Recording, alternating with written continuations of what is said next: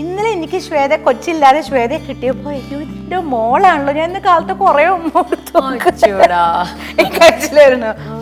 ശ്വേതയ്ക്ക് കരഞ്ഞ മോളെ ഞാൻ മറന്നു ഇരിക്കുന്നു. അതൊരു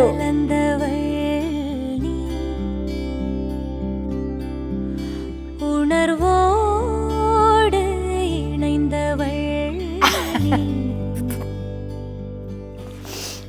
അത് അവൾക്ക് ഞാൻ എന്നിട്ട് ശ്വേത എടുത്ത് അതൊരു അമ്മ മകൾ അതൊരു പ്രത്യേക. ചേച്ചി ഇത് പറയുമ്പോൾ ഞാൻ പെട്ടെന്ന് എന്നെ കുറിച്ച് തന്നെ ഓർക്കുകയാണ്. എന്നെ സംബന്ധിച്ച് ഇതുപോലെ തന്നെയാണ്.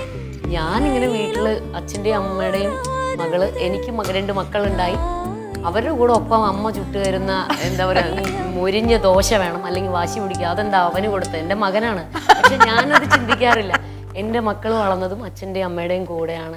അത് വർഷങ്ങൾക്കിപ്പുറം ഇപ്പം അവർ വലുതായി, അവരെ നമ്മുടെ സമയത്തിന് അവരെ കിട്ടാതെ വരുമ്പോഴാണ് എൻ്റെ ആ ഒരു നഷ്ടം ഞാൻ മനസ്സിലാക്കുന്നത്.